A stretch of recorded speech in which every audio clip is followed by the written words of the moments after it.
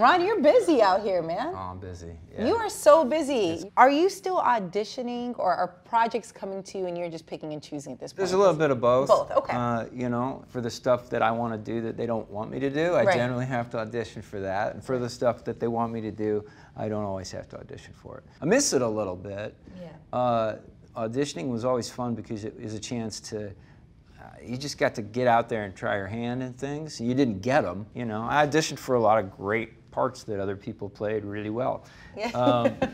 You know, and nowadays I kind of sit at home and wait until something that comes along that's has already been decided that makes sense for me. For Loudermilk, your character, he relapses, is this? He relapses, yeah. Okay. Yeah. So that's deep. There's layers to this. You're a total dick, man.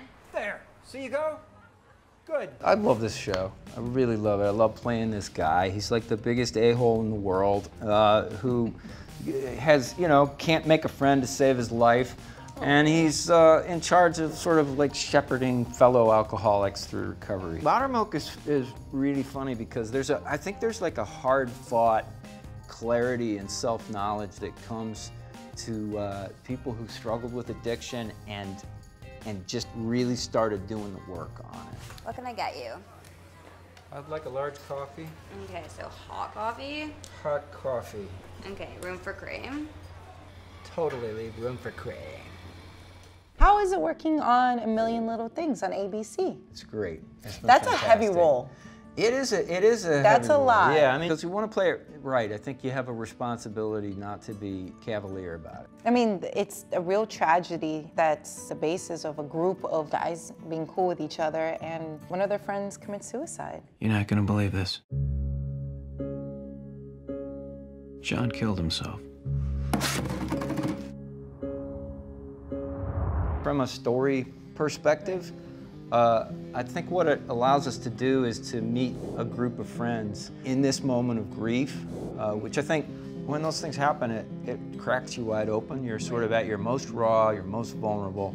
You're really looking, you're doing that soul searching to try to understand why this happened and what that says about you and where do you go from here. We're more than willing to have the conversation about suicide as long as it's after the fact.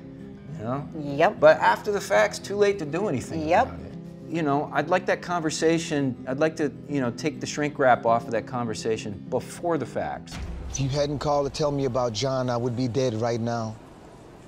Do you have a group of friends that you're really close with, that you know, that I guess you love hanging out with? I'm always so curious now that you're older, you're a family man. Do guys still hang out with their buds? You know what? I have a group of friends that I keep in touch with and see once in a while. I'm also kind of an introverted person.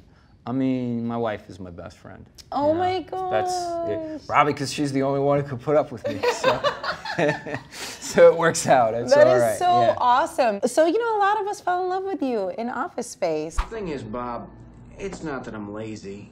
It's that I just don't care. Is there ever going to be a sequel?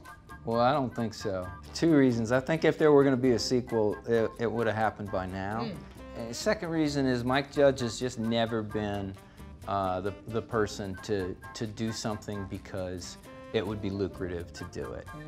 It always ends up being lucrative, but it seems to always start out with some out of left field, crazy genius idea that Mike has. I think Mike probably feels like we did that. We already explored that. Well, I don't have anything more to say about that. Yeah. You know? What's your ideal role? Ultimately, is there a certain role or an accomplishment that you really would love to achieve? I'm very, very reactive. It's one of the reasons I haven't had the kind of career where I'm a producer and I develop material. And some of that, I guess it's just that I'm lazy, but some of it is, some of it I think is actually because I don't like to come from here when I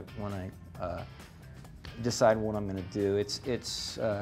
I like to read the story, read the role, see what's on the page, and then let it hit me, and then just the way it bounces and thuds, I know whether that's something that I'm drawn to or terrified of or both, or you know, all of which makes me go, okay, I need to do this.